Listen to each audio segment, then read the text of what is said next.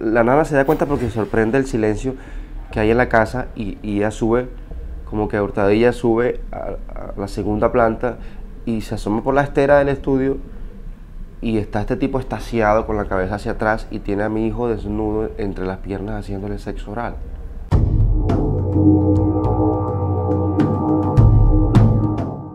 Le decía que jugaran al caballito.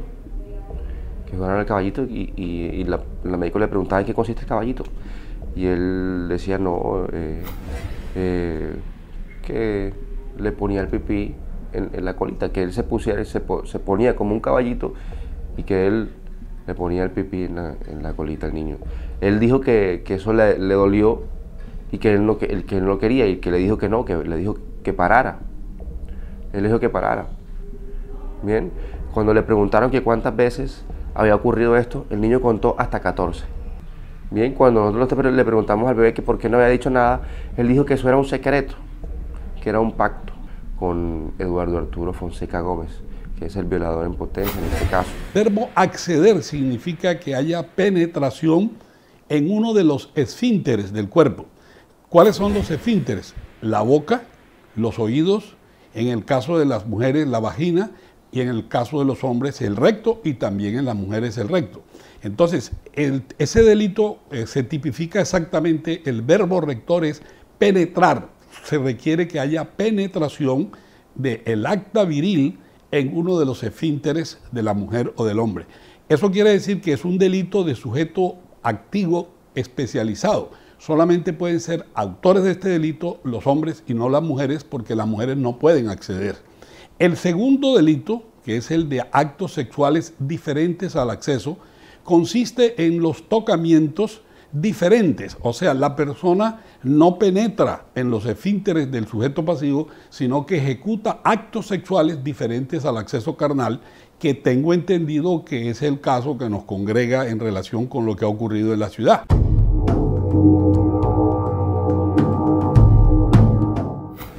El juez decide liberar a Eduardo Arturo Fonseca Gómez porque no encuentra concordancia en la hora que ocurrieron los hechos. Cuando él interroga a nuestra nana, se muestra de manera evidente que él intentaba confundir a la testigo. Porque le preguntó una vez la hora y volvió a preguntarle la hora. Entonces esperó un momento, pero ¿está seguro que fue hasta ahora? Y empezó a embolatarla con el hecho de la exactitud de la hora. Y ella le dijo, pero señor juez, hombre, ¿la hora qué importa? Yo vi a este tipo cómo tenía el niño entre las piernas haciéndole sexo oral. Sino que él no me vio a mí, pero yo sí lo vi a él. Parece el juez de control de garantía, según dicen las informaciones que he leído, el agente del CTI que hizo la captura no demostró que hubiese identidad de tiempo entre la captura y el hecho, sino que la captura se produjo horas después de haber ocurrido la sorpresa del niño en el acto sexual. Entonces, el juez de control de garantía, en el momento de legalizar la captura, consideró que no fue producida en flagrancia y por lo tanto ordenó la libertad.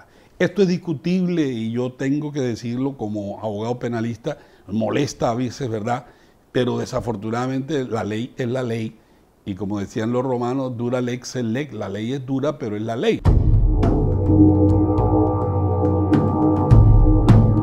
Que se haga justicia. Primero que todo con el juez Carlos Ochoa, que investiguen bien y primero que todo por qué él estaba de turno si a él no le tocaba turno. ¿Por qué él estaba tomando ese caso si a él no le tocaba turno, ni siquiera por accidente? ¿Por qué él decide y declara y está registrado en grabación que bajo su responsabilidad él decide dejar libre al imputado Eduardo Arturo Fonseca Gómez por hallar una inconsistencia en cuanto a la hora en que ocurrieron los hechos? O sea, ni siquiera estaba diciendo que los hechos no ocurrieron. O sea, fue algo absurdo, Él privatizó la audiencia cuando era una audiencia pública, puso trabas para que nuestra abogada ingresara hacia el recinto cuando él ya se encontraba bien ubicado con 2 abogados. Y con nuestra testigo fue totalmente duro y severo. Y eso fue cuchilla, a ver con qué la lograba acorchar. Y con el tipo era una amistad, una comprensión con el violador.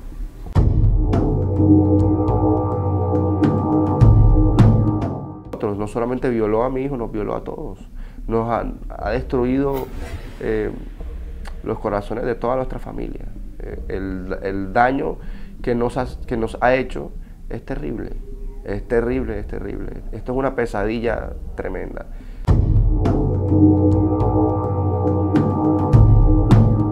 Así que yo invito a las personas que están viendo este programa, que son familiares o cercanos a Eduardo Arturo Fonseca Gómez o a su familia, que indaguen con sus hijos si han sido violados por este tipo, porque muy probablemente él lo ha hecho, pues un violador no nace de la noche a la mañana.